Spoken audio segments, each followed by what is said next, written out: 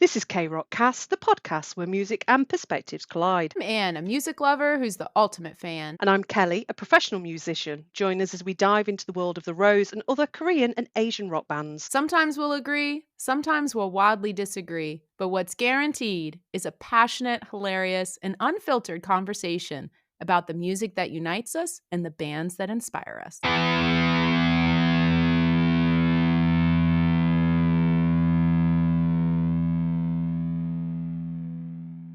This episode contains content related to depression and suicide, which may be triggering for some listeners.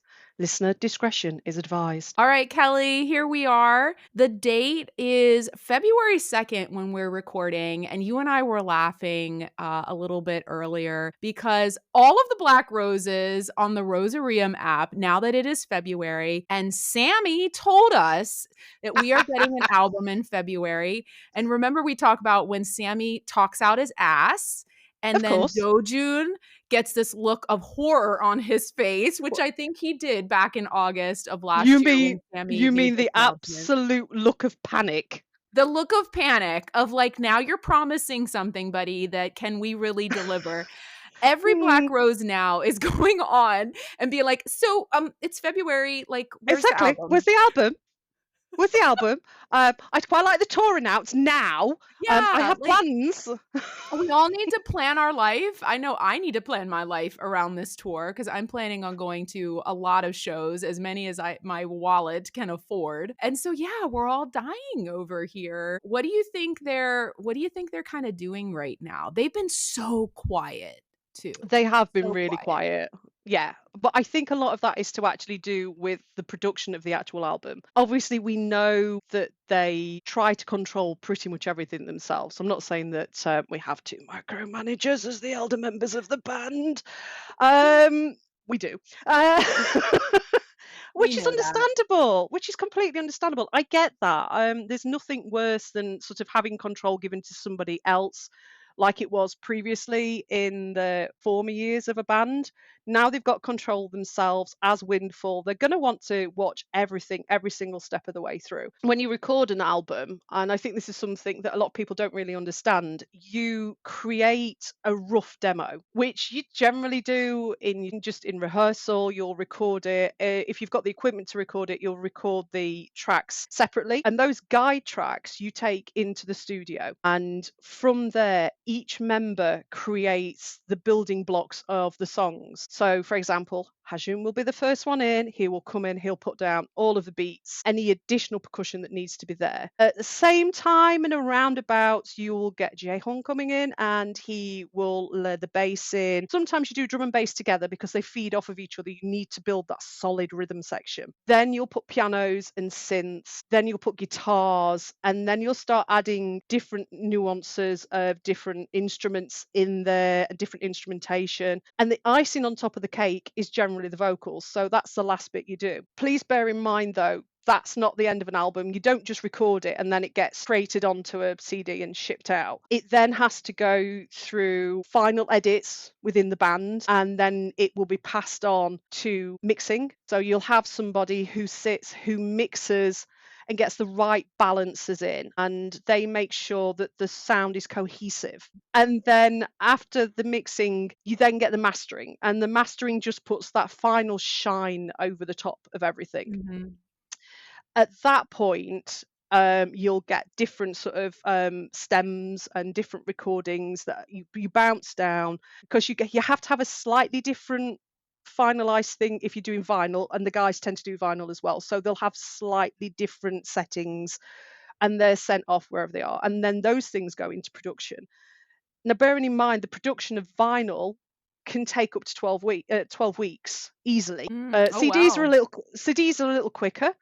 Mhm. um but yeah, this it's not a quick Yeah. process, Yeah, and I and think you and I were saying before we started recording in this kind of dialogue we were having about this that, our two main individuals in terms of really drive a lot of the production, the vocals, obviously, and I think just kind of the creative direction are Sammy and Leo. yeah, And they were both occupied through Sammy's tour, right? It wasn't just Oh God, Sammy yeah. off on his solo tour. We had the pleasure of Dojun being his DJ, Par Yeah. Classic, throughout the tour. And so I think having both of them pretty much out of commission, kind of, to Mhm. be able to work on the Rose for that extended amount of time, they really probably have had to, again, kind of what we said last episode, be heads down and really get this through. And you're talking about all of the music aspects that need to happen. That's not even Oh God, in the no, there's business everything pieces. else that goes with it. Right, as we said, they've probably been in filming music videos for their title track releases and things like that. So I think it's not a surprise that we haven't heard from them. They've been particularly silent. Yeah. Jaehyun went on the Rosarium just recently, gave us a post saying that he missed us. We know Hajun has been very active throughout these last couple months for us, keeping us as fans, ready. As we said last time, we're ready when they're ready. But yeah, it's funny now that it's February, and Sammy, I think those words you said might come back to bite you, buddy. Or hopefully you're gonna. I think there'll be a single this month, to be perfectly honest. I don't think it'll be an album, but I think the single release will be out this month. I They think so will too. Yeah. I mean, you've got to bear in mind, I mean, videos, I think they have quite a hand in. I think they give the music to whomever the director is and the runner and says, look, this is what we want. This is the idea that we want. And they will go out, storyboard it and everything else, but they're still going to have final say on what is stamped on that piece of music. Mhm. We saw that with Back to Me. I mean, it looked so from the footage that you see on the documentary, there was stuff that was recorded that wasn't actually in the video. They just ended up going with the live because they didn't like the route it was taking. So these Right. things happen. Yeah, and I love those documentary type of Yeah, content that always comes out. They've done that the last 2 albums. So if you think back to Heal, they had the Heal project, which any of our listeners, again, if you're not as familiar with the Rose and you're still learning about them, I would highly recommend to start with that content. It is available on their YouTube channel. yeah. We do link their YouTube channel in our episode notes and description, so you can always access all of the major social media platforms of the Rose. It's called the Heal Project. There are 4 episodes, and it goes through their creation of that album. I will say, when I was first learning about the Rose, that was one of the first pieces of content I watched. And it truly, I think, articulates their mission, their message they want to convey through their music, and just who they are as individuals and musicians. So it's excellent content if you haven't watched it. And then they had an 8-part series called In the Bloom that really chronicled when they were on the festival tour and then making their dual album. And so hopefully that means maybe during this time that we haven't been seeing them, they've been recording footage and content of creating this album. We think it's going to be called Root. I'm putting that out in the universe so that if that is the actual name, Kelly, we Hmm. can point back to these episodes where we say, like, we called it. Yeah, exactly. Why not? Yeah, definitely. Yeah. Um, Yeah. the worst thing is you've brought up the In Bloom now, and now I've literally just got is it Stockholm or Stockholm? I've Oh got my that line gosh. going through my head That now. line is so cute. Sammy, he's It's so like funny. no, I just love the fact that Jay just turns around and goes, "Speak English." I know, Jay is so savage. I think, like, people underestimate his savagery. Sassy Sammy Oh gets yeah. he gets kind of a bad rap. Everybody thinks Sammy is so savage all the time, but you know what? Watch out for Jaehyung. He coming in with some one-liners, and he will slap it on you for sure. Yeah, the thing He's is though with Jaehyung, hysterical. he's just a little bit quieter with how he does it, whereas Sam's a Oh, little yeah, bit he more, how she does. would describe it, vocal. Yeah. Just a tiny bit more vocal with these things, but we Yeah. won't say that. Yeah, which I have to share this little tidbit. Today's episode 3 of K-Rock Cast, Into the Dawn, we're gonna dive into the Dawn album. And we have a great interview I found on Aerang radio show. We have that linked, and we're gonna talk a little bit more about, what we learned through that interview. But I swear, Kelly, I think I found the origins of the now infamous milk first versus cereal first. No! I really No. do. Listeners, I think I How found the origins in this interview. And so, for those of you, again, who maybe aren't as familiar and know this inside joke, you got to watch the Rose Couch on the Rosarium. I know we've talked about that, I think, in every episode because it's such yeah. amazing content on the Rosarium. But the last episode, Jaehyun, of course, planted the grenade because he knows it's a hot debate between Sammy and Leo about, is it milk first? Do you put your milk in first and then your cereal, or your cereal and then your milk? And so he planted that grenade, and then it proceeded to have a heated debate between Leo and Sammy in this episode, in which the editors were hysterical. They like fast forwarded with their They voices. had to. Because you could tell the two of them were just like going at it. And Jaehyun comes up to the mic and it's like, ha ha ha, I knew they would do this. Now I've got them fighting. It's hysterical. But in this interview, the interviewer asks that question, and they all have to answer at the same time. 3 of them very openly said cereal, and one person said milk. And Leo is the one that said milk. And then his eyes got big, and then he got kind of like sheepish about it. And Sammy looks at him horrified, and was like, "What? What are you saying?" It's Like, that what? moment. It's that moment in time when you realise your best mate's a psychopath. I think that is exactly what Sammy's thought was. Like, I thought It's I like, oh knew my God, do you. I really know you? Do I really know you at all? Were these last years, did they mean nothing? Like, was it's the hysterical. was the next question, which way round does the toilet roll paper go? I know, right, yeah, yeah. Because if it doesn't go toilet roll to the front, the actual paper, there is something wrong with you. Yeah, I'm That's what it told, is on the yeah, pattern. to It's the as simple front, as that. To to the the front. If you do it front. to the back, there's something very wrong with you. Yeah, yeah. Like putting milk in a bowl before you put the cereal. But listeners, you gotta, again, we linked that interview in our episode description, so you guys gotta check that out. But I just thought, I texted you and I was like, I think I found the I think I found origin it. of this debate. It's so funny. So It's funny. All right. hilarious. It is hilariously funny. Well, why don't we go into terms of the rest of kind of our hot take segments? I think there's some additional Korean bands that you want to introduce our Yeah. listeners to. And then again, we're going to do our deep dive into the songs on the Dawn album. So why don't you kick us off with some of these other bands, Kelly? So there's 2 bands that I want to introduce you to. The first one is a band called Silica Gel. Now, Silica Gel have actually been around since 2015. They're not new to the scene, but they created music, kind of vanished, went very, very quiet for a while, and then came back in 2023. So they're a 4-piece Korean indie rock band, and they are comprised of Kim Hanju, who is keyboards and vocals, Kim Chun-chuk, which I know I've probably pronounced wrong, guitar and vocals, Kim Jong-jae on drums, and Choi Won-ji on bass. Now, the first EP is the most wonderfully titled EP I have ever heard in my life. And I think what they did was they just got a load of Scrabble tiles, just threw them down and went, okay, and came up with this. So it is 5 perspectives of zero gravity deer ingested again. What is that? Like, I don't know. How pissed were you to do that?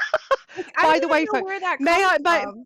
may I just point out, because obviously I know Anne later on will go, what do you mean pissed? They were angry. I know drunk as farts is what I'm trying to say with that. In the UK, Oh, yeah, we pissed, I call thought was pissed. mad.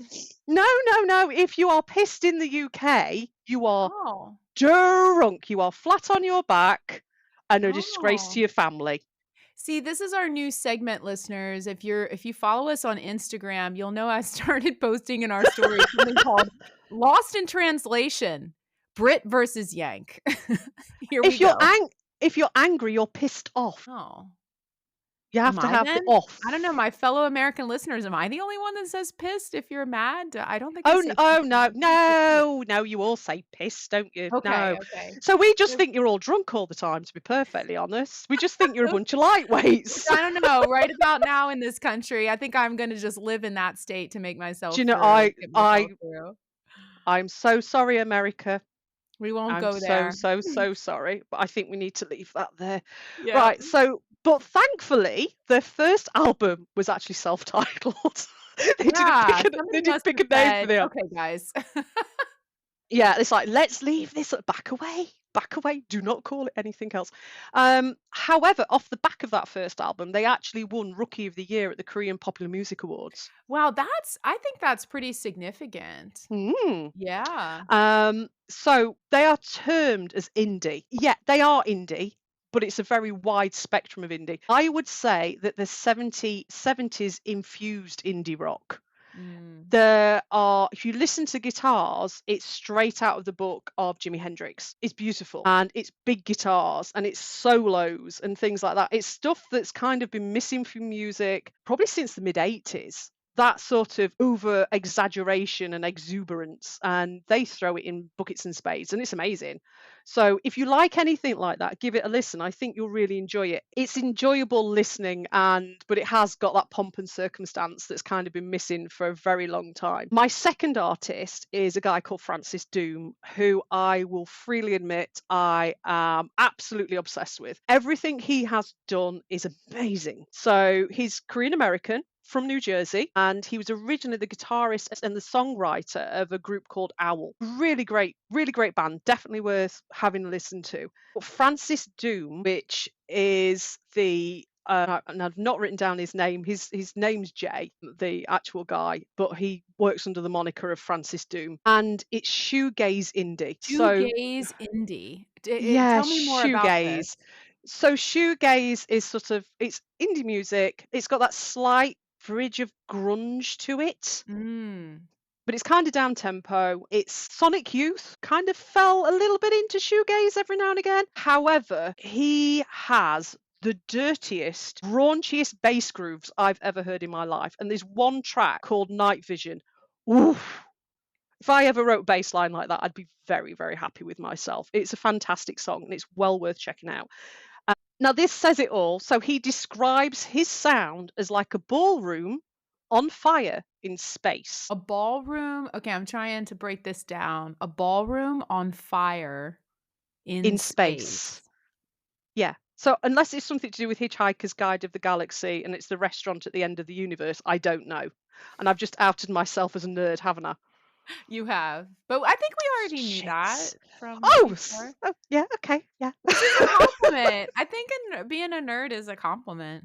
Yeah, Yes, I sure. am a chess playing, sci-fi loving You're a nerd nerd. I think a nerd is like I get described as a slash dork. geek. A Oh no, dork, which I I think is can be worse than a nerd. I can fall into dork.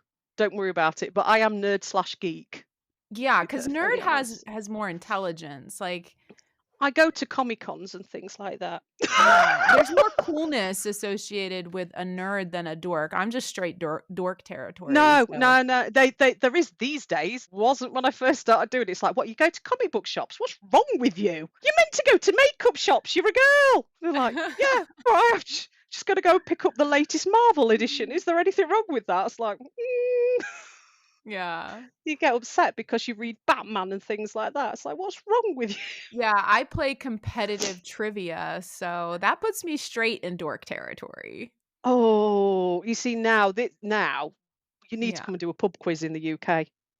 Oh my god, and I'm really good at trivia. I will save a story of me winning Sammy trivia, for another day. I am Yes, we'll keep champion that. of Wusong trivia. That there is Yeah, record of this, but I will save yeah. that story for another We podcast. that's an entire podcast in That's itself, an I think, to be entire perfect. episode deep dive of how I won Wusong's trivia. And the expression on his face afterwards. Yeah, and what he said to me. I will save that again for You need to save that. another You need to episode. save that.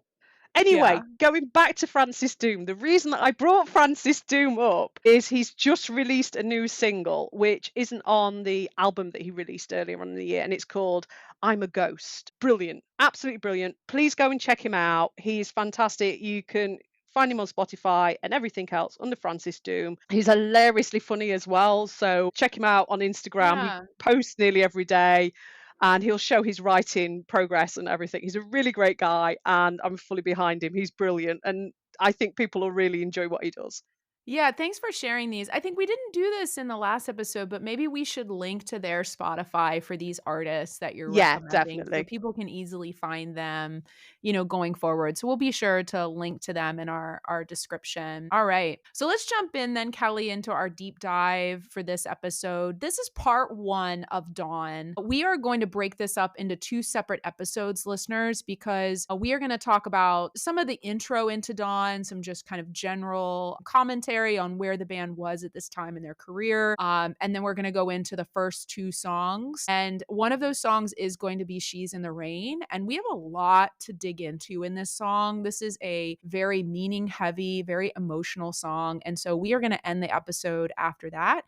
And we will have a second episode going into the rest of that album's deep dive. So let's start with the release date for Dawn. Dawn was released as a physical EP consisting of 5 tracks on October 4th, 2018. Their title track is She's in the Rain. This track, actually, a lot of listeners may not realize this, but it had a music video. And Hmm. some of what we're going to dig into when we get into that song, I did not realize this song had a music video. I don't know kind of where my brain went. Like, I knew it was their title track, and typically every title track has a music video. And I think I just assumed maybe it wasn't available any longer because of the legal issues that came up with their entertainment company at the time, Jay and Star.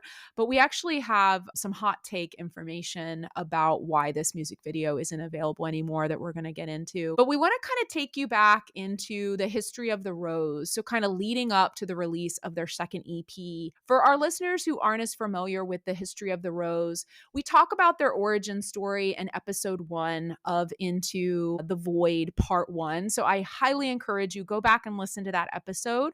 So I'm going to kind of pick up with Void. Okay. So they released Void 6 months prior to the release of Dawn. And after their release, they were named in 2018 as one of Billboard's top 5 new K-pop artists to watch out for, which was, I think, such a great honor. And after the release of Void, the Rose went on a North American and South American leg of their Paint It Rose tour, which consisted of 11 cities across the United States, Mexico, and Brazil. So this was happening between May and June of 2018. Congrats to them on this tour. This tour was completely sold out. And so I think if we just kind of take a step back and reflect, they had just debuted less than a year prior.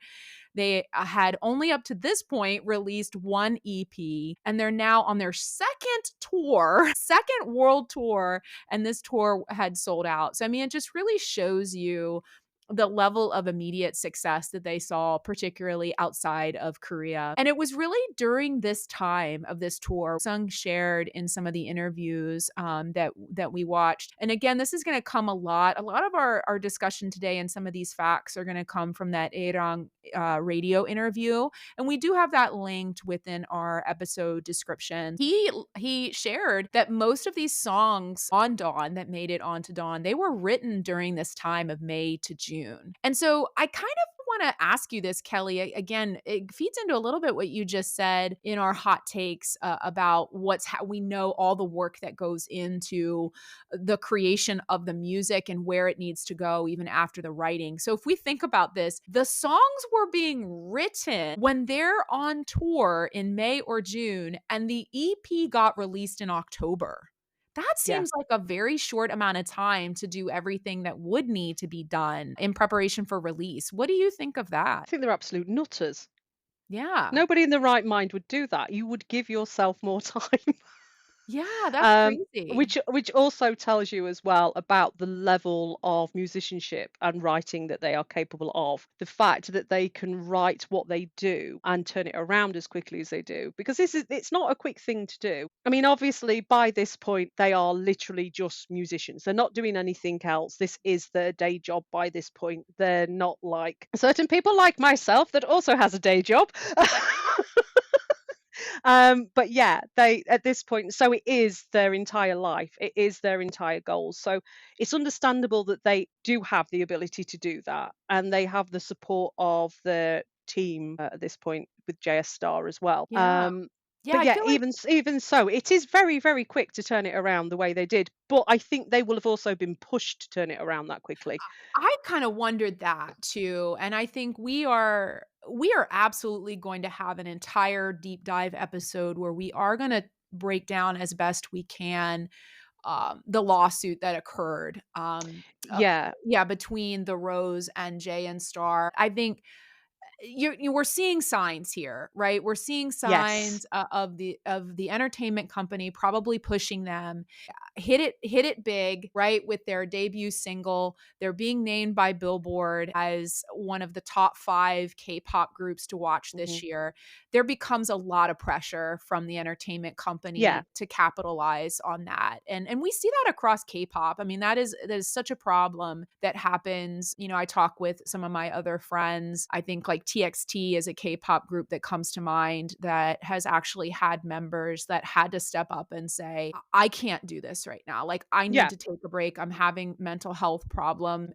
I'm exhausted. I'm burnt out. And that pressure comes from the company working these artists to the bone. Yeah. And I feel like what we're seeing here in 2018 for the Rose was evidence of that, right? It's their second tour. It's their Definitely. second album, EP album being released, and all the work they must have had to have done between the end of this tour in June and getting these songs recorded, mastered, mixed, all the things you just talked Everything. about that go into it by Promo, video, October. photographs, everything that goes along with it. And I mean, obviously, they would have also had a push as well to do more interviews and things like that as well at this Yeah. point. So they would have appeared on more radio, Yeah. TV, all of these things would have been pushed at them very, very heavily to take on board. I mean, it's understandable. I think one of the reasons that we don't hear anything about the lawsuit is they would have more than likely been forced into signing a non-disclosure as Yeah. well. I Yeah. mean, it's something they won't want to discuss because it would have been a horrible part of their life to have dealt through. There's nothing worse than having to go through these type of things. Yeah. Um, And I and I think that I'm just gonna sorry for interrupting, but I think it leads into the theme of Dawn really well. In very this easily. interview, Woo-sung and Leo shared, and even Hajun, I think, spoke to the themes on Dawn. Kinda why is it called Dawn? They said it comes from the feelings or the things that kinda happen at dawn. And so where they focused on is dawn is when you can't fall asleep because all these worries, these things are weighing on you. Yeah. And I kind of wonder if they really went to a very vulnerable place in writing these songs. We are going to go Yeah. into the lyrics, and I did my own translation this time. Listeners, I will do my best in trying to figure out how to make my translations available to all of you, because one of the things I realized from when we did the Void album and we relied on genius.com English translation of the lyrics is there's a lot of poor quality translations available, and there's not much out there on the Rose. And so when you really take the time to understand the nuance of what is actually being conveyed, I think you translate it in a much more rich, meaningful way. And Yeah. with this album, wow, the things they're talking about in these songs, I can see that they were leaning into probably the feelings of exhaustion, loneliness, maybe some depression creeping Oh, in, definitely. with everything that they were going through. You can hear the burnout in it, to be perfectly Yeah, the honest. And that's burnout, already, right, that's already. already. Yeah. Yeah. Yeah, and so, I think the other thing that I thought was interesting that came out through that interview, and I think that it's also talked about in another great interview I found that is a digital interview with Ear Milk, and so we have that linked in the episode description as well. But they felt like in this album that I think they described it as like it's almost like their second debut. That I think they felt they took their songwriting and song creation to kind of a new level from Void, and I would agree with that. What's Oh, yeah. your take on that? Yeah, definitely. I mean, you can hear the development in what they have written. They've harnessed their sound by this point. Don't get me wrong, I will get into the fact that there are hints and shadows of other artists Mhm. in these later songs, but it's not a pastiche. Whereas before, some of the other songs could have been a pastiche of original artists' work. It's definitely the Rose, this one. You can tell it Yeah. is, and there's a lot more heart and soul in it. But yeah, it's I think you have to. I think that sophomore album as such, that sophomore release is more important than your debut because it just proves the fact that you are capable of doing it. Yeah. I love The that. your first recording is very much we've had years to work on this and this is what we've developed. Mhm. Um, and that it might just be a one shot and you're gone. Whereas your sophomore release needs to prove that actually, no, we are as good as what we released first time. This is what we are, and we're getting better and stronger as we go along. Oh, And yeah. if you can succeed on that second release, you are guaranteed a career. If you fail on that second release, you don't Yeah, exist. and I love that because I think the songs on Dawn do exactly what you described. I think they really started to come into their stride. I think they honed their message that they want to Yes. convey through their music. You know, Hajun talked about this in the Arirang radio interview where, you know, I think what they wanted to convey is that we all as you know part of the human experience feel these feelings of loneliness, sadness, depression, and that it's okay at times to not be happy. We don't have to Yeah. be happy all the time. These are normal emotions.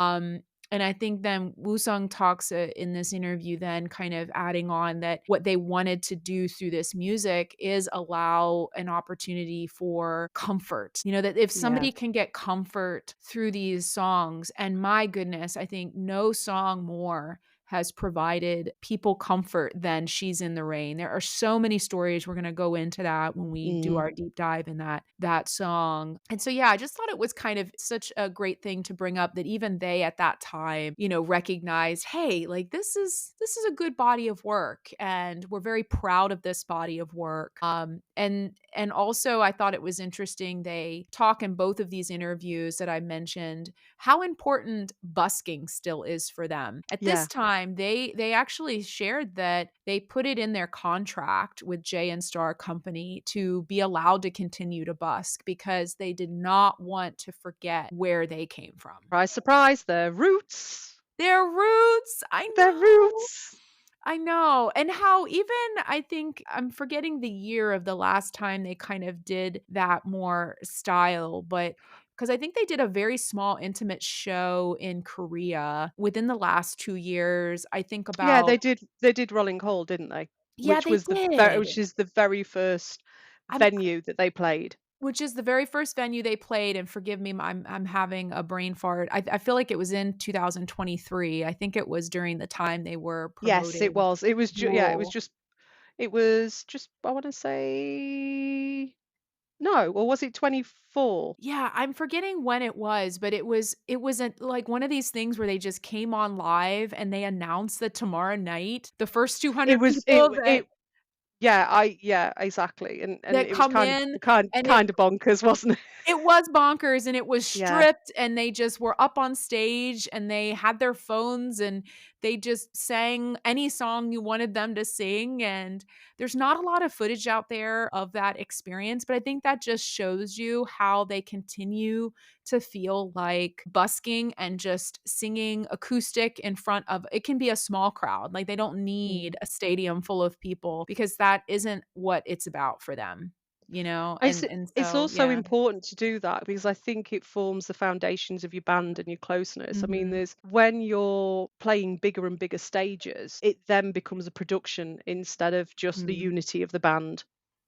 Yeah, yeah, and I posted an Instagram reel recently of them doing the Scripts Break Even, which is I mean, my personal favorite cover because they used to do a lot of covers before they had a big Mm. discography like they have today, and that reel has gotten so many views and so many comments because I think it is such, again, a great representation of how they are in their roots, you know? They're a busking group, they can Yeah. sing acoustic, They don't need that flashy production, and, they're just great musicians. Yeah. I would say the other thing, this is a hot take, and I'm gonna lean in any listeners that are BTS ARMY and also Black Roses, if anybody has noticed this, but when I was scouring the internet for a physical copy of the Dawn album, which these albums are not easy to find anymore, I finally got one, and I was so excited when I started looking through all of the concept photos, and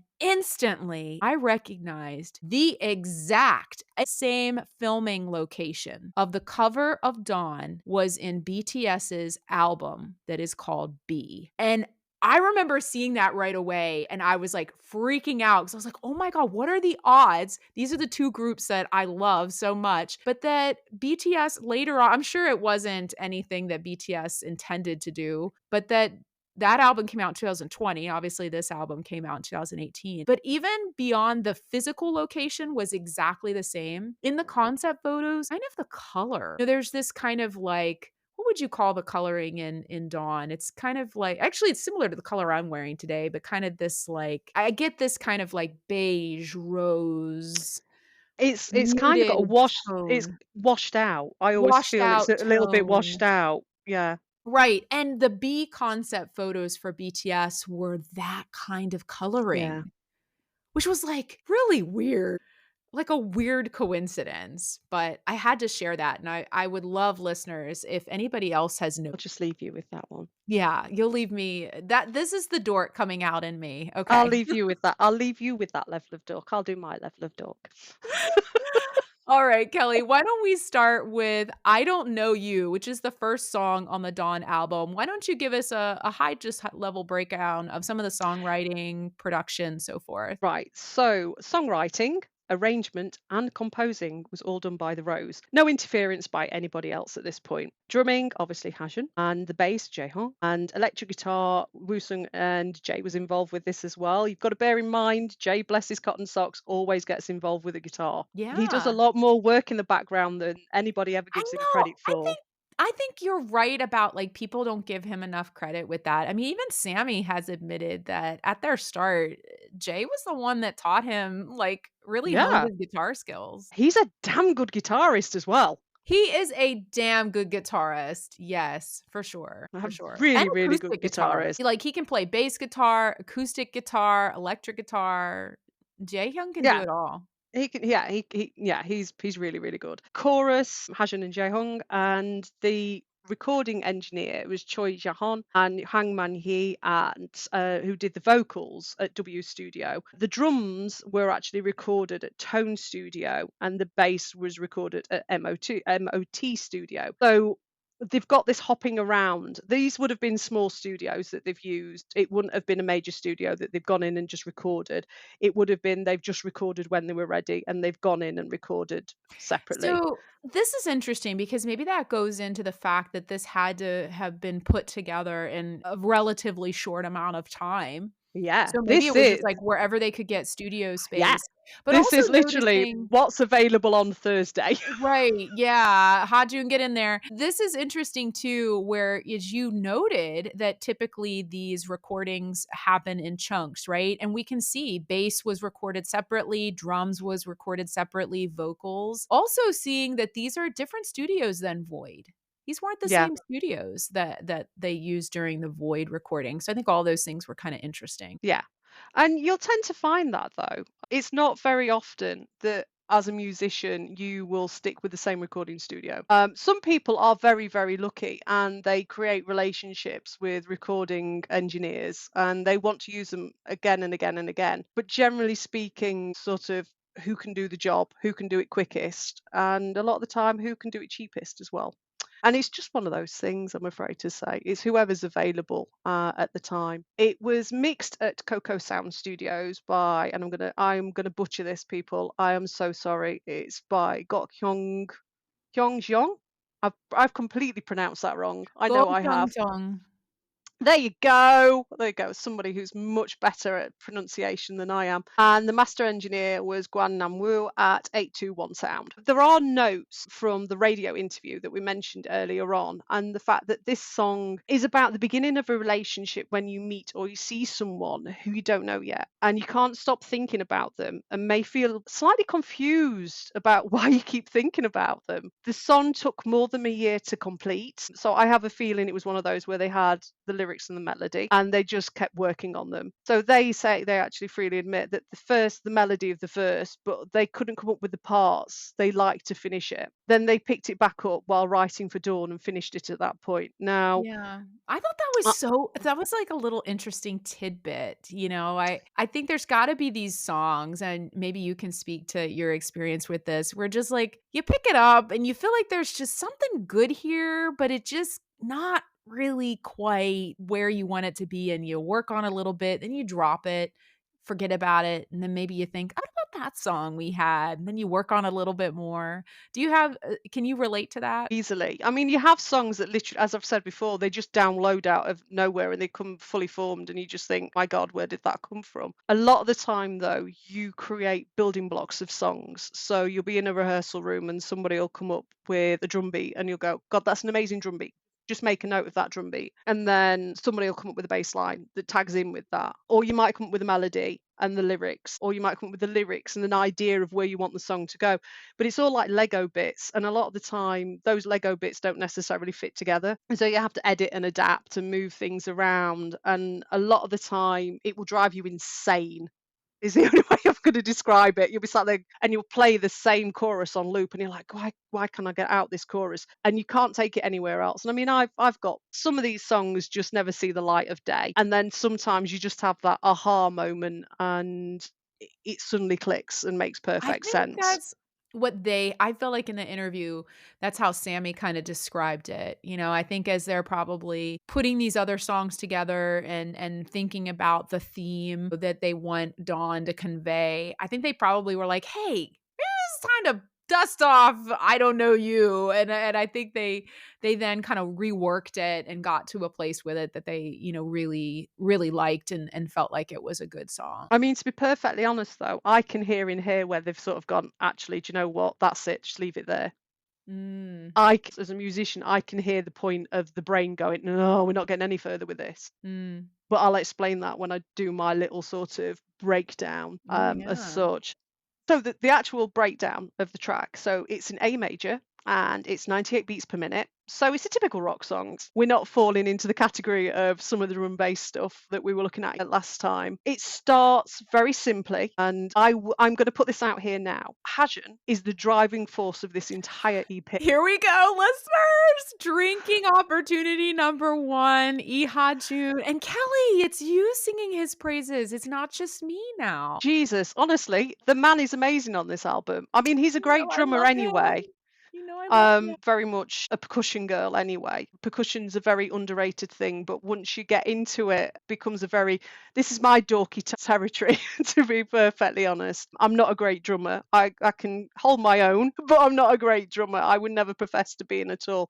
He is fantastic in this EP. Don't get me wrong, he's fantastic in everything, but there are hints in this where it's not just run of the mill drumming, and he's put some really clever bits and pieces into it. But I'll bring that up as we go through the actual songs. So he starts this with there's a bass kick on every third, and it's snare and hi-hat. So Yeah. that's why you get that very precise hit all the way through it. Then this is joined with a palm muted guitar, and it's in traditional 4/4 beat, so it's nothing out of the ordinary at all. And then there's a very basic bass line. Now, the other thing I've also got to point out is I think Jay comes into his style on this EP. Ooh, tell us more what you mean by that. I'll get into that as we go along, but I think he really develops who he is as a bass player in this, because I think now I don't know if many people are aware of this, and I don't know if this is how it happened with Jay, but a lot of bass players aren't bass players. You never become a bass player. You never go out of your way and go, I want to be a bass player. Most bass players start by playing guitar, and good bass players are amazing guitarists. There's very few that just pick up a bass and then that's what they want to be. So some of the world's best bass players like Flea and Les Claypool, but I can hear hints that he's been listening to these type Mm. of players, Well, and he's we said that Jae Hyun is an amazing guitar player overall, right? Electric oh god, guitar, yeah, acoustic yeah, guitar. exactly, yeah. Yeah. And it's quite easy for somebody to transition from a guitar to a bass Mhm. anyway, because it's exactly the same thing. You've just got, generally speaking, two less strings. I I feel mean, like my can I put this out in the universe? Because we joke that, like, I always say, if you're listening to Rose, like, one day they're actually gonna listen to this podcast, which I don't know, Kelly. The thought of them listening both excites me and, like, terrifies me. So I don't know if I want them listening, but I feel like we need a show where Sammy and Jaehyun switch. Sammy plays bass the whole time, and then Jaehyun can do, like, lead electric guitar. Give me that. And my delusions that I have all the time, my delusional thoughts. not about them listening. My reference there was which one would be able to swap the instrument and be able to fulfill the instrument You don't think he perfectly. could do the bass? You think he'd Oh struggle? no, oh no, he can play bass, but to be a really good bass player, there's definite technique in it. And to play bass the way that Jay plays it, he plays slap bass and things like that. So, Mhm. but we'll get on to slap bass when we get on to later albums because he doesn't Mm. really do it in this. Um, Guitar, generally speaking, unless you are playing Spanish guitar, you use a plectrum. You very rarely use your nails or your fingers as such to pluck the strings. Bass, you use your fingers. You can use a plectrum, but it's a very different sound. It's a very softer sound. It's a very more precise sound. But to get real warmth and depth and that groove, you use your fingers. And then as you progress, you then start playing slap bass. And slap bass, you use the palm side of your thumb and you slap the strings. And it's a very different technique. Mhm. As you develop as a bass player, you learn these techniques. You don't need those techniques as a guitarist. So to swap around, you can see where one would be able to do it and the other Oh, fine. one would be competent, one wouldn't be Jay. quite as competent as the other. Jay would be fine. Sammy would Yes. struggle. That's okay. I didn't say that. I didn't say I that. I did, did, but I I did, I'll didn't. say that. I'll get sassy Sammy on me. I'll be like, "What the Hey, fuck are you saying?" I've seen him play drums. We're not quite there with the rhythm yet. Oh, man. Alright, back to I Don't Know You. Sorry, my Right. tangent. It's a really lovely start to the song. It's a very simple, simplistic goose, and it kind of builds from there. So it's that typical build and grow structure that they harnessed in the first EP. And you'll see this in all of the songs. They're not progressive rock. They don't jump in with sort of like some random offbeat thing and then, go off on a jazz tangent before they bring it in. It's death metal. What they do is very much on the tin, and they stick to it, and it's good, and it works. So it builds, and you just get this layering and building and layering and building. I I talked about that too, and I think that was a technique to me that was so unique about this song. Like, I kinda said there's that first layer of instrumentation that's like the drums that you mentioned Mm. of Hajun, and then the second layer is like drum and guitar. You mentioned the palm muted guitar, and then there's drum gets and multiple guitars, and then finally it's like drum, multiple guitars, bass, piano. It's just kind of like every layer keeps added on, and I just thought that was really unique in terms of the instrumentation of this song. Yeah, it's like tiramisu. If you're going to do it, you've got to have lots and lots of layers. Yeah. And now I just want tiramisu. Yeah, me I've said too. that. Oh God, I could murder that. I love it Anyway, starting, like you said, with the drums, just that simple kind of I said snare, but like yeah. hi-hat, I guess, and then you have Usung's vocals come in with, like, then the single guitar coming on, Yeah, I so it really goes like for that. it. So what they do is it starts with a palm muted guitar, so it dulls the sound. It makes the Mm, sound quieter. It basically shortens the string ever so slightly as well. And then it goes from that and it opens the strings up. So you then get the full ring of the strings. So you're building strength and sound mhm. as you go along. Then we get to the bit where you get like a overdrive of Sammy's vocals into the chorus, and it just Yeah. lifts the entire thing. So it's completely backed up. And at this point, the bass kicks in, and it has this, and this is where I say Jay comes into his own, because he suddenly starts developing these lovely neck slides, and you'll Mm. hear them, and he'll slide up the neck, and you get this really lovely like push into whatever he's doing. And that's his trademark for this EP. You will hear it on almost every single track. It's just like, "So I've got a new toy. This is what I'm gonna do." Yeah. And it's brilliant though. I love it. But it just keeps building and building and Mhm. gathering. And it just it builds this level of solidness, shall we say? Yeah. And then I like that term, solidness. yeah, I said I love the guitar solo part. I think it's about at like a minute 50. and And it's I a kind of really simple solo. It's yeah, not but I even a feel like solo. It's I like know, it's but like I feel like a it's like push the forward first. rhythm. It's kind of like the first of so many iconic guitar solos now that the Rose has. Like there's so many songs that you can point to that have kind of an iconic guitar solo part. I'm gonna sort of upset people here with this. I Ooh. don't necessarily no, but I don't necessarily think the Rose do guitar solos. Well, what do you They mean? a guitar so I come from a world of guitar solos. So somebody goes up the front and literally spends 10 minutes at the bottom of the neck going that's a guitar solo. Working around the chords and strumming the chords, it's a motif. Mm. And what they do is they push that motif forward in the mix. So traditionally, that motif would have been sat back in the mix, and it then gets pushed forward, and then it becomes the leading clarion instrument. Mm. So it's not really a solo as such. There are solos, don't get me wrong, he does do solos, but Like the they're not. definition of ugly is, you would Yeah, consider that a solo. definition of ugly is a solo. This isn't a solo, it's more of the rhythm push forward, to take that highlight So as I such. I agree with you on the rhythm push because I think to me it drives that part of it drives to the end with these ooh vocals. I love these kind of Yeah, like chorus, ooh chorus part that they have. And then as you mentioned, I love that the end carries back to the start where it drops suddenly and you just have the lone drum. and to me, that smacks of the bit of how the hell do we fucking finish this song? Mm. It Yeah. does. Don't get me wrong, I think it's great, but what I would have expected with that to drop straight into drums and just drop out and just have the drum beat carry on. Traditionally, what you would do with that is you would carry it on into the next song. Mm. So that'd be what it's for. So you've got the 4/4 drum beat ready to go straight into your next track. It doesn't on the EP. It's Right. still you still get your 2 seconds of silence that you have in between most singles, and it carries on Yeah, and the second song into your next track. on the And EP She's in the Rain. is and it has nothing similar in terms of No, sonically, exactly.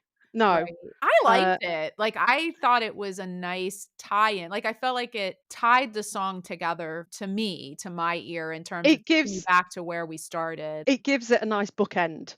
A It is a bookend, matching that's a good it way to isn't say it.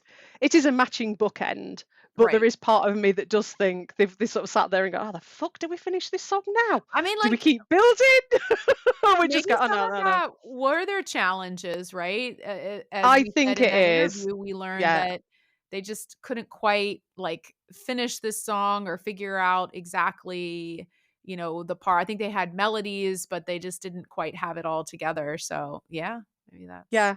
And that's I part mean, of I it. would have liked to have known when they toured this EP, Mhm. what they when they played it live, what song preceded it. Ooh. Because I think it would have been 4/4/4, then straight into the next track, because I think this would have appeared earlier on in their actual set list than Mm. later in the set list. So it would have been Mm. one of the sort of powerhouse songs that you play at the beginning Yeah. before we start, as everybody likes to refer to it, having the ment. I like to refer to it as waffle time. Waffle. Um, Waffle. waffle, waffle time. Where they waffle on. Oh. Well, let's break down the lyrics of this song. Kelly, why don't you start with kind of your take on the lyrics? I think it's quite a lovely idea. I mean, they're not very in-depth lyrics. It is very much a basic sort of, I don't know you, I'd quite like to know you. Mhm. Um, but I think there's more behind it as well, when you take into consideration, put my teeth in and start again. I've obviously borrowed somebody else's dentures today. Right. Um, but there is something behind it, which I think is very, very sweet, and can pick it up in various lines. And the thing that I find quite lovely is the fact that it's that sort of proof that not all men require perfection, Yeah. because it's a love song to somebody who he notices is a bit quirky and Yeah. a bit strange and a bit Yeah. clumsy, and because of all of that, she's a little bit mysterious. Yeah. And then he's sort of lamenting over the fact of bloody hell, why am I interested in you? I know. Why are you there? Why do you keep coming up in my head? I love that Um, you kinda picked up on that. I really like that too. Yeah. it's really quite sweet, and Yeah, I there's adore some good that. lines. You know, they start the song describing her. She's in baggy jeans, loose hair.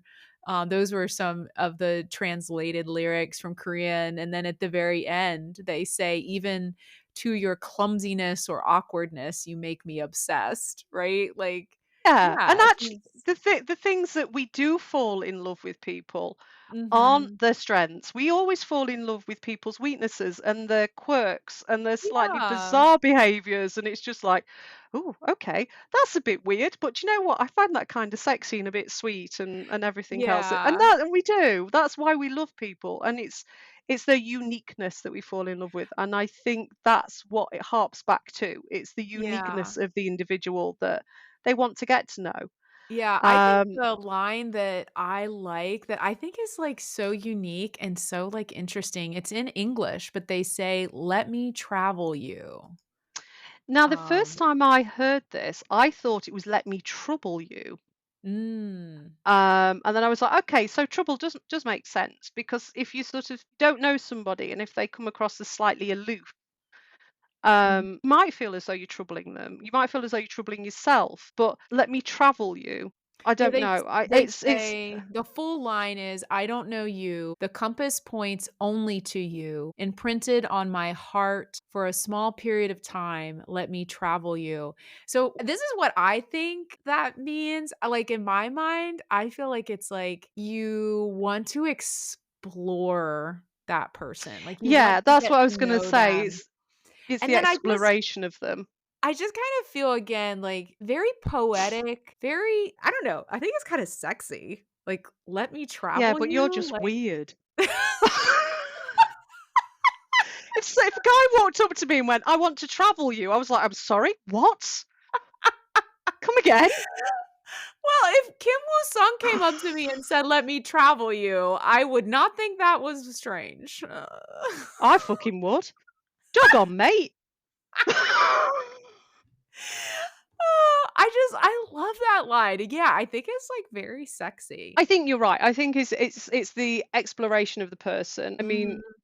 I mean, having a filthy mind, I giggle at the fact of the compass pointing anyway, but that's just me being Yeah. British and us having a very, very weird sense of humour. I'm sorry, everybody else. We're not gonna get Um, into the level of candy in this, breakdown, like, I don't know oh, that it's damn as it! sexual No, as it is. that, No, but no, it isn't. And mind you, then again, it could be. We know what he's like. Who've read some of these lyrics, you know what he's like. But yeah, yeah, it is. It's like an exploration of the person. It's getting to know Mhm. the person, and it just points Yeah, back to the whole idea of I don't know you, but I'd like to know you. and I feel like Woosung and Dojun's vocals throughout this whole song, they're very pleading, you know, They're and I think really they ju- sang they're the first two EPs. They're quite whiny, and I don't mean that in any oh my gosh. disrespect. I love that you said that because when we get to Insomnia, I've got some really, like, Ugh. serious feelings about that song, but I will hold that for Insomnia, but Yeah, this let's keep that for insomnia as well, because I have to.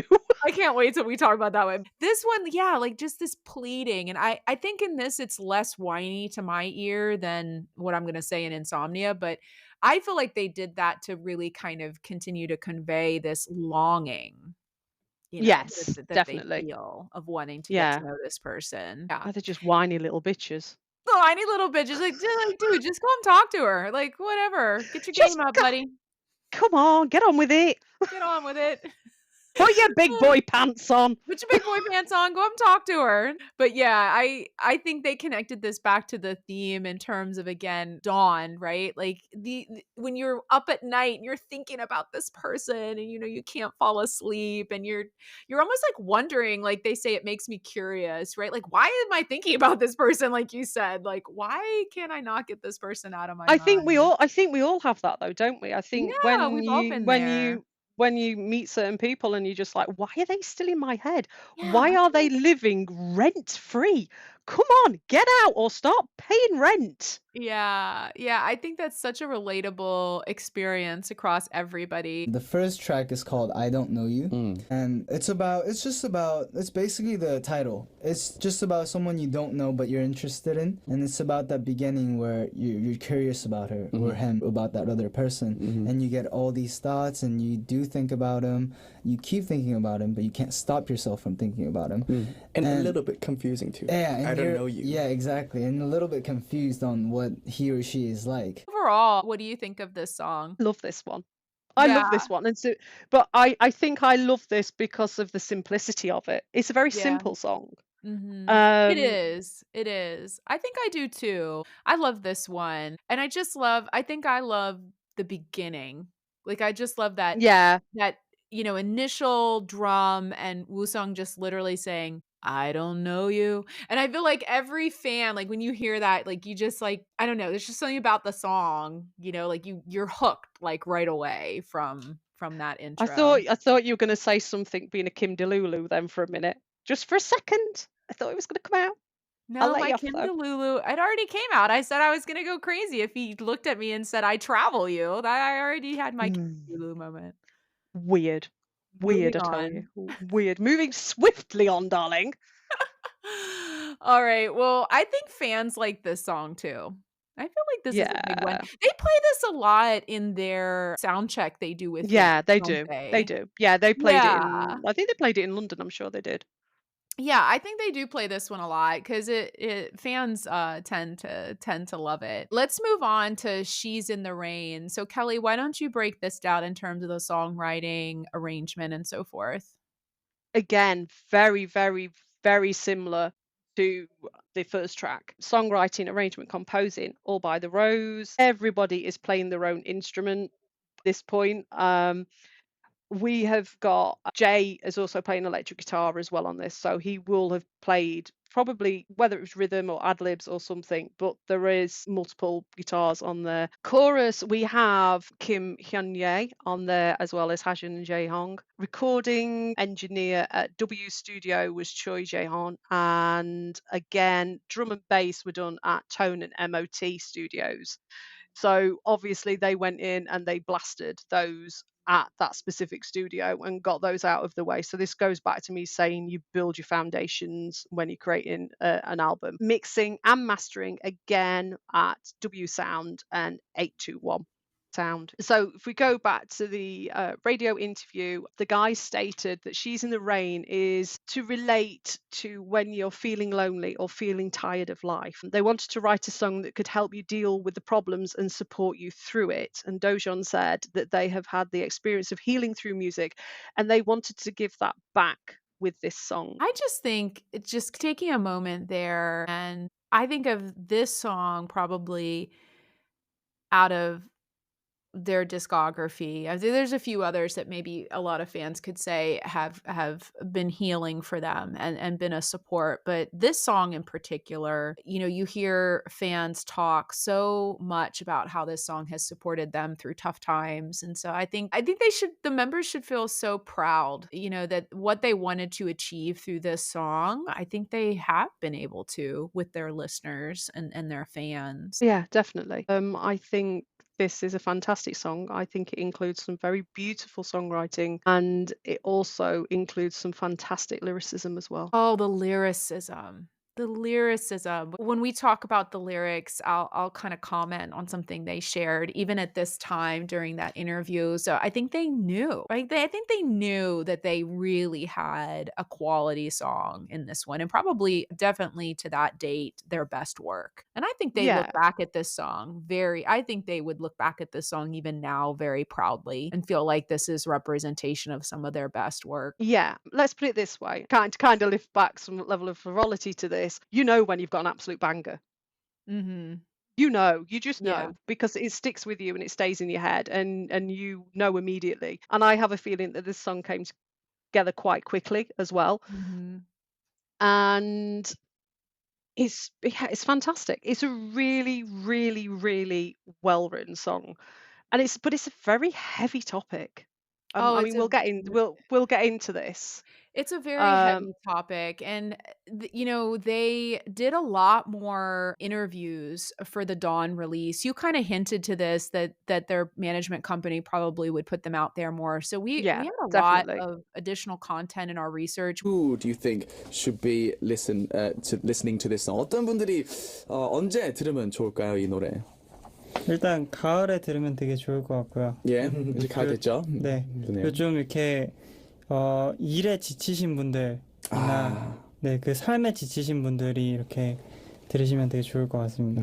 Very good. So, Haja was saying that, people to listen to this song, maybe people who are a little bit, just basically a bit tired, a bit fatigued with life, fatigued with work. If you ever listen to this song, maybe you can relate to it a little bit and gain a little bit of maybe strength from that. I think so too, absolutely. It's kind of like we were talking about like loneliness. Yeah. And like how everybody does have that. Oh, yeah. And like everybody has stresses that they're going through. And like we just want to write a song that could kind of just say like, we're just here for you. We can't really do anything, but listening to this song hopefully makes you feel a little bit better. Hence the lyrics, "We're in the rain" at the end. We linked this review from She's in the Rain from Soul Beats in our episode description as well. But I like some of the wording they used here. They say, She's in the Rain seems to be dedicated specifically to those who have become weary from loneliness and the harsh realities of life. In a way, it feels like a song was torn straight out from the diaries of people who have felt isolated by the struggles that come with being human. The Rose brilliantly used the symbolism of rain to visually display how the burden of such struggles toils with someone's psyche and well-being. I thought that quote in particular sums up this song so well. I feel like that this was coming from such a place personally for them in terms of what they might have been feeling Yeah. at the time or what they had gone through, what they might have gone through personally. I know Sammy shared in a podcast called Mindset. So if listeners haven't, I've referred to that a lot in the The Void episode. If you haven't listened to Mindset, it's excellent. He is very candid and very vulnerable and very honest. And he Yeah. talks about his time as a trainee when he himself had thoughts of ending his life because he was Yeah. in a deep depression and he felt like there was no way out and that life was just coming down on him like the rain, that they Yeah. they describe, and it'd just be so easy to end it so he wouldn't have to deal with it anymore. And I just think that this song again has been such a what they attempted to do in terms of provide a comfort. I think it achieved that so well. It has been instrumental in the healing of so many people. Yeah, yeah. So And let's start. Go I ahead. think I think that's a very beautiful thing Mhm. and there's something they should be exceptionally proud of. Very, very Yeah, proud of. and that just I think they should be so proud of it because their mission as a band is healing through their music, Yeah. and I think this is a song they can say that they achieved their mission through, They for frequently sure. say they are the messengers. don't they? Yeah, they They're do. not they're not the message, they are the messengers. Yeah. And I think this comes through very, very clear and very, very loud with this song. I'll just go into a quick breakdown of the song. So it's in E flat and it's 93 beats per minute. The acoustic guitar and synth strings are what brings it in. And this is Mhm. what happens while Dojun is singing. They wouldn't have had, I would be very, very, very surprised if they would have had a orchestra in to do the strings for them at this point. Orchestras and quartets are exceptionally expensive to get into Mm. the studio, and a lot of the time it's more a case of if you know somebody as a favor than actually being able to get somebody in to do it. So those strings that you hear on there, I think would have been a very good patch that Dojun has got on one of his keyboards, Mm. and it's a synth-led section on there. You can create some beautiful harmonies with strings on synths, and I think that's actually one of the great fortes of having synths. I mean, we use them a lot in ours as well. So when I hear it, I'm like, yeah, that I can hear the fact that it's a synthetic instead of a true representation of the actual instrument itself. We get this beautiful bass swell, which increases with the strings as we build into the song, and then Sammy takes over the lead vocals, and we get this gorgeous crescendo as we come into the chorus. And it's just, again, we're back into this layering and building, but emotionally this is an emotional roller coaster because of the topic of Mm. the song as well. But I think the music lends itself to that as well. It is very much a development of how your emotions feel during depression, how you Yeah. have not manic highs and manic lows, because that's a different type of depression. But I think the depression that a lot of people can find themselves under with the pressure of life, Mhm. you do see glimmers, but sometimes it pulls you back in. And I think you see and hear this with how they've created the music. Yeah. I so agree with you on that. I put this something similar in my notes as well. And this does have an instrumental, listeners, so I highly encourage you Mm, when you go to definitely. the Dawn album that we'll link on Spotify, listen to the instrumental. It is the only song that they included an instrumental on the EP for, which I wish they did for Take Me Down, but we'll talk Yes, about that so do more. I. And I think I agree with you. To me, I feel like the instrumentation creates this feeling and this emotion that like it just wells in your chest. It does well. Almost to the point where it's like it wells up and it wells up and it wells up and it's this heaviness created, and then there's this release Yeah. later in the song. And I wrote that I can see if you particularly are in a place of vulnerability and you yourself are feeling lost and you are feeling overwhelmed with life, that if you just hear this song, it is going to tap into those emotions and you are just going to cry with the release. Like I can see how this song could just creates that feeling and that release. And again, just incredible musicianship in addition to top-notch lyrics Yeah. that add to that emotion. Oh, the second verse has already moved up to the next gear, and you'll keep seeing this. It keeps building. It's almost like they're going up, the Mhm. manual gears as they go. I find that the bass is the driving force of the entire song. Mhm. Mhm. But that, silly as it sounds, I think on a primal level, even though we don't necessarily sort of listen to the bass and pick it out as the main instrument, I think we kind of relate more to the sound of a bass because when you speak, you have a bass rumble in your chest. And the bass in this is beautiful. So it's got this beautiful skipping effect. Hmm.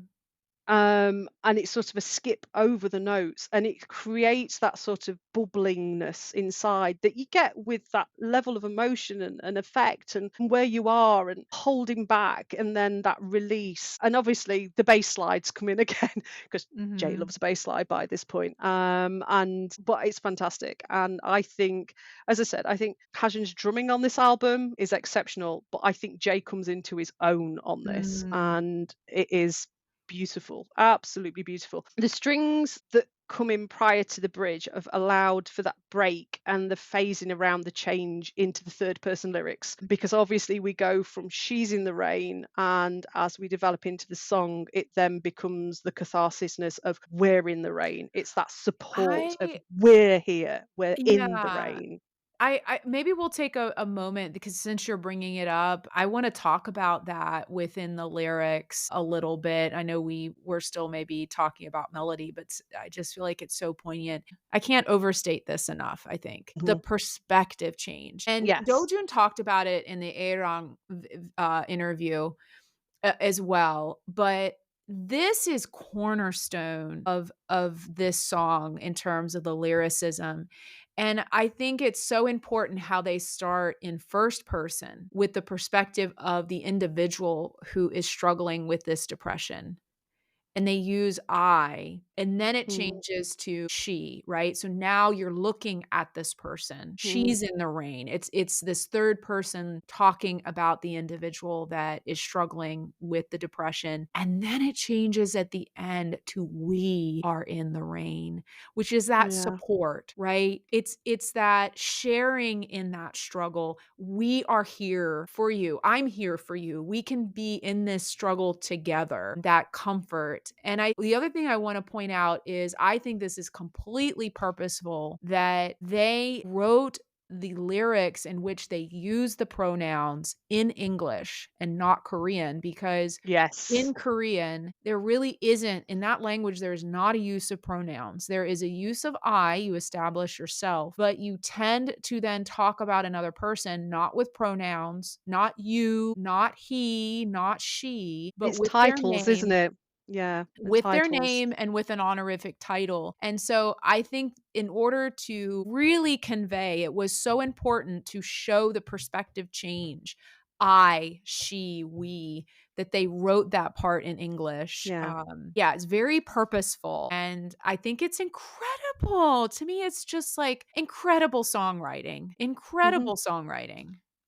Yeah, it is. I'm in awe of it, to be perfectly honest. For Me them to be able to too. write like that, I am Me completely and too. utterly in awe of everything that they've done on this track. And I think they've matched it in other things, but I don't think they've ever quite surpassed it. Yeah, I think Um, they have had other songs that are tremendous in terms of their songwriting as well, but there is something special about this song. Again, from maybe it's the first, in terms of where they were in their career at this point, and just their best, at that time of I know like we said, I know they knew at this time that this was a special song. And the line that I think resonates with everyone is Sammy saying, "It's better to be held than holding on." yeah. In the Aerang interview, they asked them, "What is the best lyric from this song?" And Sammy said this one. At that time, Mm. they knew it was something special. And anytime he is ever asked in interviews or by fans in Q&As, he always says that this is his best lyric. He I'd agree with knows. him. I'd agree with him. Oh, yes. Yes. He's a really good songwriter because he writes from an emotive level, but Yeah. that is so on the nose and so brilliantly done, and you can't fault him for Yeah. that. It's fantastic use of words and Yes. the ability of words to not harm but actually create a warmth and an acceptance that is sorely missing in this world. Yes. Yes. This line is so powerful. And it's simple, right? It's a simple line. It's better to be held than holding on. The simplest words are always the strongest, though. They are. Always, They are. always the strongest. Now, the only thing that I am going to add to this is the fact that the actual phrasing of the song and the structure of the song does bear a lot of semblance to Chasing Cars by Snow Patrol. Mm. Mm. There is definitely it's not a pastiche at all, but there are definitely hints to both songs being quite similar, and I can't blame them for that. Chasing Cars is one of my favourite songs. It's beautiful, Mm. and it is a masterclass in what Snow Patrol do. I think they've taken a sort of look at that and gone, do you know what?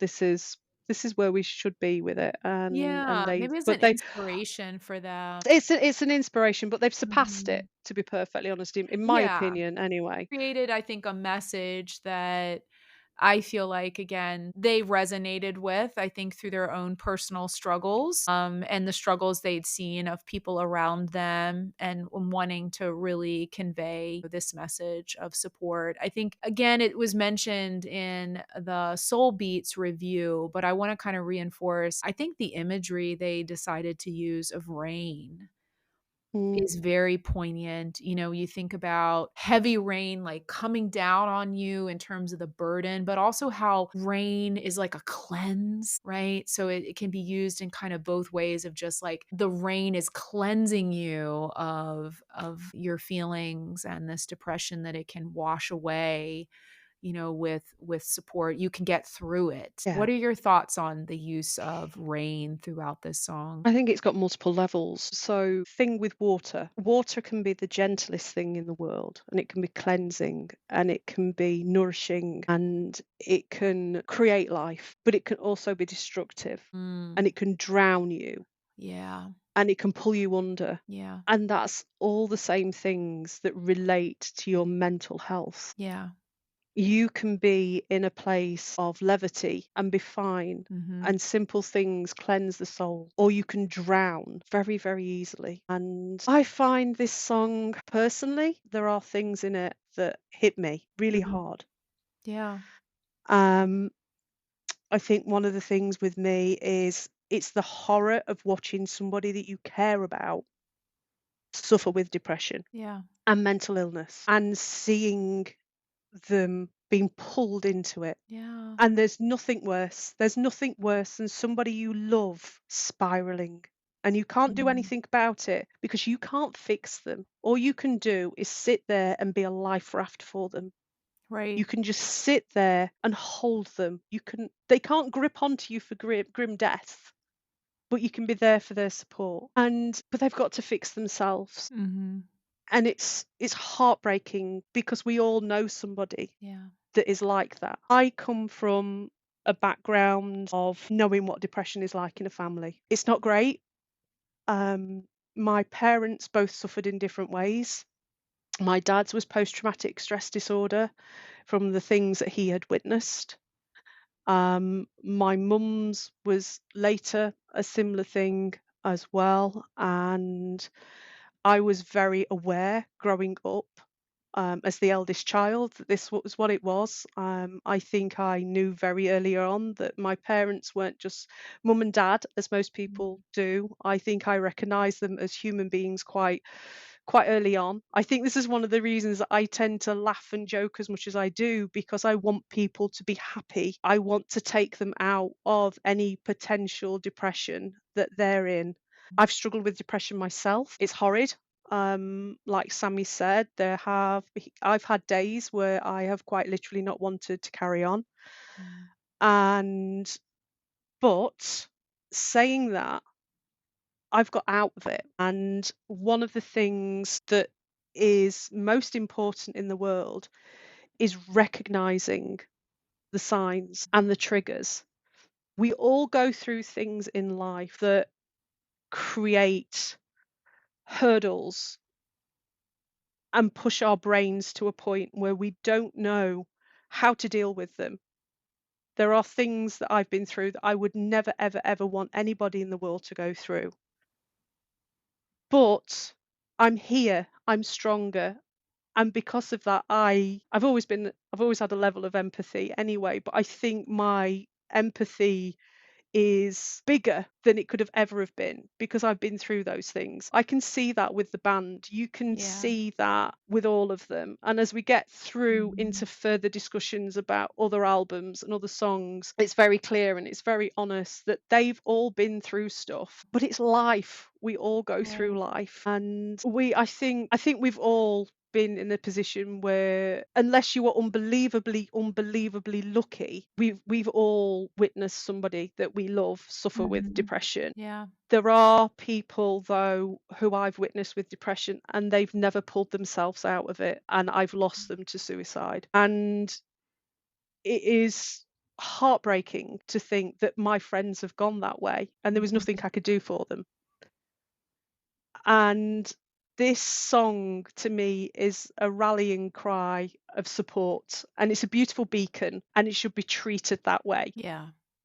And you know what? Round of applause for the guys for doing it, for having the emotional maturity and empathy that is so sorely missing in this world to be able to Yeah. do it. And And the yeah. bravery in Korean society, Oh God, the yeah. talking of mental health and depression and suicide is still extremely taboo, even though, in South Korea is unfortunately, I have some statistics. According to the Statistics Research Institute, which is Korea's only national statistical agency, in 2022, their suicide rate was 1 per 100,000 population, 25.2. So as a Yeah. comparison, in the United States, it was 14 per Yeah. 100,000 people. They're almost double. And so I think it's a major problem in their society, but unfortunately not something that is openly discussed and talked about. I agree with you. The level of emotional maturity and empathy, but also bravery Yeah. for It's them to very put brave. out a message like this. Uh, Thank you for sharing, being vulnerable to share your personal stories. I think we both weren't sure if we would share some personal things. I Yeah. will then, share a personal experience I have had as well. And I'll be very candid and honest. Not many people in my life know what I'm about to say. So I don't know what it means that I'm saying this on a public podcast. So it's crazy, I You guess. just you're just saying it to me, sweetheart. I So know, just I'm say just it. talking to you, Kelly, not to the whatever listeners we have, but I have had 2 loved ones in my life, course of my life, who have attempted to take their lives. One was a high school friend who called me. He called me while he was about to commit suicide and just wanted to say goodbye. And so at the time, being a teenager, I didn't know what to do. I didn't Yeah. realize that was his cry for help. He just That was his, wanted yeah. help. He And did.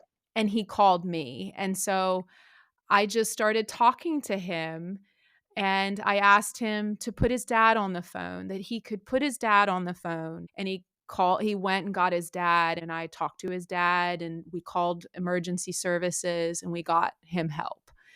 Um and then Bravo for being that yeah, beautiful, beautiful friend that he I mean, needed. I was 16. I was It's 16. I huge. didn't know what was going on. And then the second person in my life was my own father. And he attempted suicide while I was in the house, and I found him. Yeah. And again, I saved his life. Um, and I think one of the things that is also not talked about as much in these conversations is, you mentioned it a little bit, Kelly, but the trauma not just of the person suffering from the depression, but the trauma that occurs to the loved ones Oh, who are witnessing this, who are witnessing her in the rain, yeah. and the trauma that comes with that of in my life having 2 instances of supporting loved ones through attempted suicide Yeah. and I'll be honest, I had anger. I was angry at my father You for do. that afterwards, and then dealing with the mix of emotions of heartbreak and sadness and grief and anger and resentment and all of those Yeah. things. So yeah, I think it's again back to the boys or the guys, excuse me, they're not boys, they're men, but it's back to them and what they were able to achieve through this song. I think this song for some people can be hard to listen to. I know I have heard fans Yeah. say it can also almost be a hard song because it does hit you, like we said, in the emotions, and it takes you to these places and these memories, but also it's healing, it's cathartic, it's a support, it's a hug, it's an embrace. Yes. Again, they should be so proud of what they've been able to, to achieve through it. Yeah, definitely. Um, yeah, And the worst thing is, I think when people are suffering from depression and they get to that point where it's the cry for help, that it becomes this thing of it is the last truly selfish act that anybody could ever mhm, do. yeah, And when your brain is working on that level of depression, you become so singular minded yeah, with that veil or that rain that is drowning you that yeah, you can't see the hands coming under the water to pull you up. You can't yeah. see it. And there's just that one last scream if you're lucky Yeah. that they Sammy need said help. that, he said that in his mindset that at that point in his life, he even reflected back and said, God, how could I have thought that way? Of when he was You referring you to when he had desperation and when he was commuting to somewhere, he just wanted the train to crash, and then it would all be done. And he even recognized I was so selfish to think that way, but he yeah. said, when you don't have space in your heart, to Exactly. You even you love don't yourself, how can you love you can't anybody you else, can't love right? anybody else. If you can't love yourself, you can't love anybody else. Yeah. And Yeah. I think that is why we see such true horrors when people get to the point of their brains and their hearts and their souls becoming squashed by depression and all those anguishing thoughts that come along with it. I mean, it's horrendous.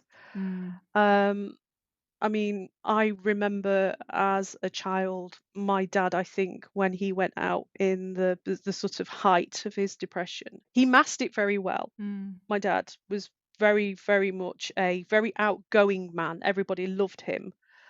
Um, and that's what he did. And I remember one Christmas day he vanished. We opened presents and he just Mhm. vanished and we didn't know where he was and he came back and it was about 11 o'clock at night. Nobody knew where he was, and he came back. And I remember we were all frantic, wondering where the hell he was, because this was the time before mobile phones. Mhm. Well, let's put it this way: it was the time before general people had mobile phones. I mean, they Yeah. did exist, but it was only if you were very wealthy that you had these type of things. And I remember him walking in the house, and he'd obviously had a moment of clarity. And I remember him saying he'd gone to commit suicide. Yeah. Wow. So yeah, it's heartbreaking, and so I understand what you say about the triggers that it leaves you with Mhm. and the trauma that it leaves you with as a person that loves these people. But Yeah. I also know what you mean about the anger. Yeah. Dear God, the sheer anger of them leaving you for their own Right. selfish reasons as a child. I mean, Right. why? Yeah.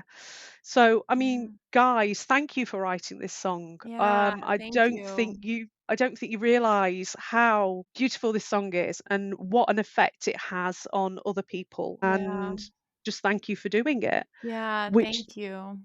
Mm. which leads me on to a fact. I think didn't you ask our Instagram following I what did. effects this song had on them? Yeah, I did. And there were some really good responses. Username imagine_boca said, "This song made me cry the first time I heard it, and I didn't even understand the lyrics in Korean." I think that goes back to Kelly what we said about the melody of this song and just the emotion they are able to conjure out of the listener. Whether you understand what these lyrics are saying, as we broke them down into English or not.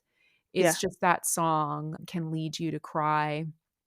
Another user named Magdas Vaughn said massively this song has impacted them. This song was the gateway for them to becoming a Black Rose, and it made them stop and listen. And I bet there's a lot of fans that could say that this song was their gateway into becoming a Oh, fan. definitely. For Yeah. sure. For sure. Yeah. I think those were just two of the ones that were shared. So thank you to everybody who answered our poll and kind of shared those. But I think those were two things that really kind of stuck out for Yeah. that. I think let's wrap up with we mentioned this at the beginning. There was a music video for Yeah. She's in the Rain.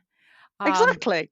And This it this kind of this was a whole scandal that we this didn't know about. this was a super hot take that Kelly found, and she told me, you text me and you were like, "Did you realize this?" This was me doing my full-on Miss Marple. Oh my gosh, good detective work.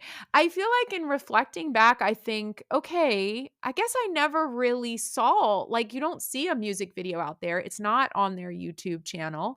But I made an assumption that maybe it was because of the lawsuit with Jay and Star Company that anything they had done under that label they couldn't have out there.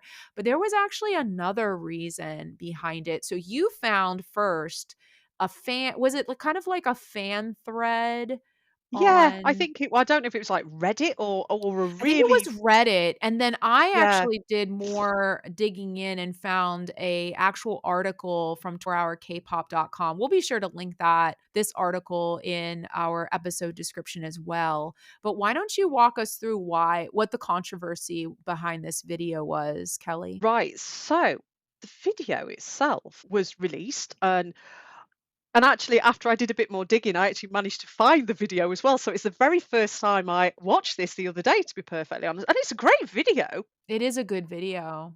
And now some of the promo photographs that I've seen of the guys of around this time, and I thought, I don't know where these photographs have.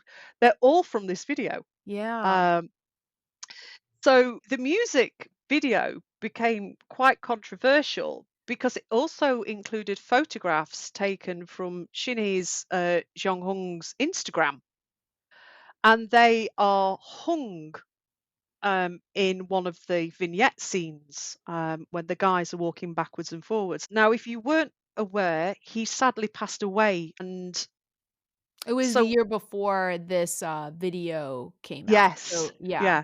Yeah. And the thing is, they used it and it put so much scrutiny under J Star from the fans for having done this. Now, I mean, this would have been a issue for the director and the scene dresser.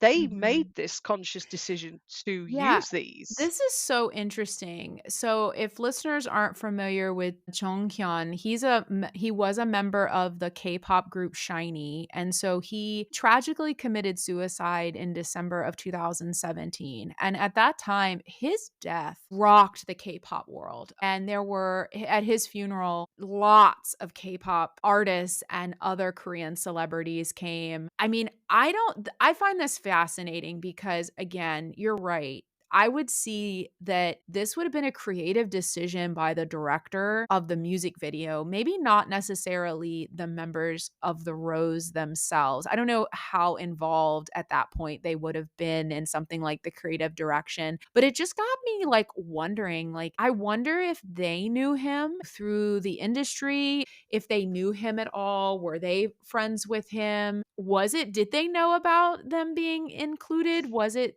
purposeful? Could again some of the inspiration of this song in their own experiences be thinking about his suicide and his death just the year prior? I mean, it was obviously very fresh if they wrote this in May, June of 2018 and he had committed suicide in December of 2017. But yeah, they used was the photos from Jonghyun's Instagram were hanging from the ceiling in the music video. So a direct connection to him in this Yeah. music video, which is very interesting. And interesting that there was a backlash by, I would think the fans are probably fans of Shiny and Jonghyun, kind of had a backlash. I guess there Yeah. was a feeling of insensitivity to it to the point where Jay and Star Company had to issue an apology. And the article from 24hourkpop.com does include the apology. It says, quote, both we at Jay and Star and at Beat Logic,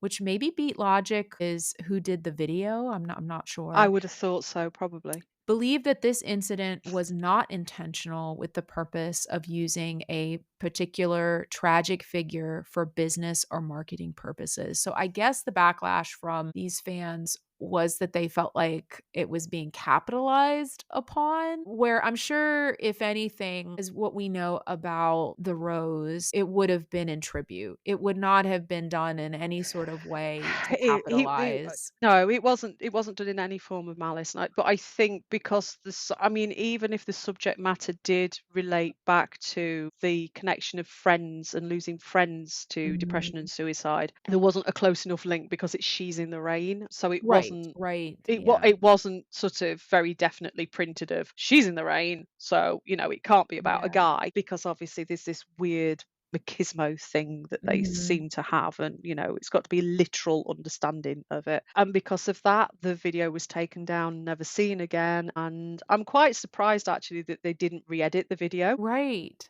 Yeah. I I'm guess very there was shocked by just so that. much sensitivity around it that they just felt like it was better from a PR perspective to remove it completely and not even Yeah, I edit the think so video. too. Yeah.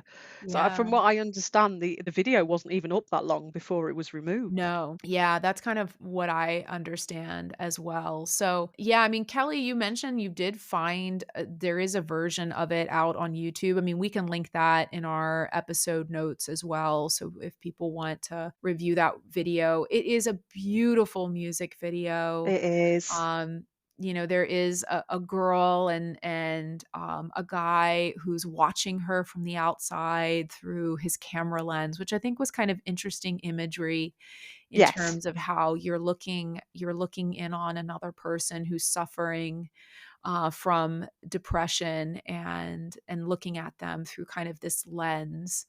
Yeah, Um, you look at it through your own lens, your own yeah. feelings, your own. You're not viewing it from the actual perspective of the individual that stood in the rain. You're viewing it through your own tinted glasses as such. Yeah, yeah. Well, is there anything else about this song that you want to hit on? Just the fact that it's a beautiful song, and well done to the guys for writing it. It's fantastic. And to have the grace, the Mm, audacity, the conviction, mm, and the sheer heart. Because that's yeah. one thing we can't take away from the guys. They have heart in buckets. Pains in the ass sometimes, but hearts in buckets and buckets and buckets. And yeah, well done, guys, because it's beautiful. Yeah, I will echo your sentiment. I love the word grace, bravery, grace, heart. Enjoy their music so much, but I think they are four amazing human beings.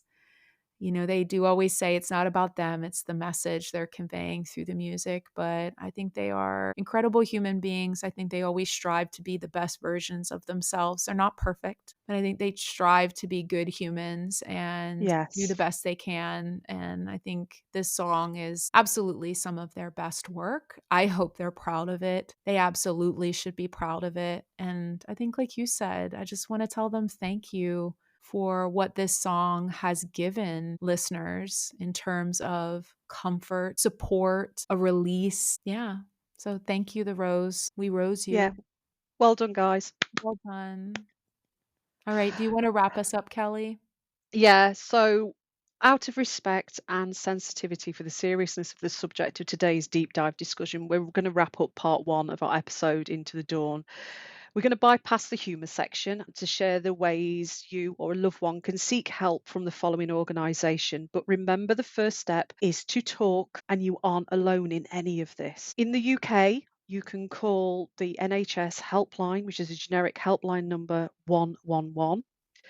Thankfully, in the UK, we have lots and lots of organisations that are willing to help. And here are some of the websites that you can go to help: mind.org.uk, samaritans.org, youngminds.org.uk, giveusashout.org. And then we also have two other helplines which are quite specific.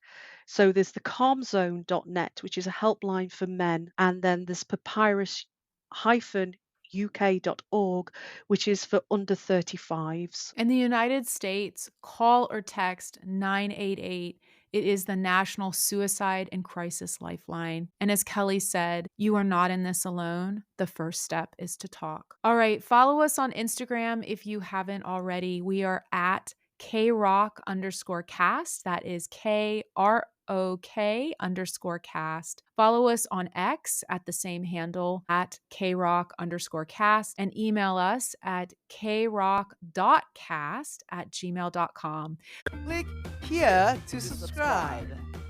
We have gotten some emails from listeners and we love them so much. So please. Thank you. They're brilliant. Thank They you so are much. so lovely. And we thank you so much, listeners, that are taking the time to send us an email. We love that. So if you want to do that, please reach out. Join us next time. We will continue our deep dive into the rest of the songs on the Dawn album. Thank you so much, everyone, for listening. Bye-bye. Keep safe, people. Bye.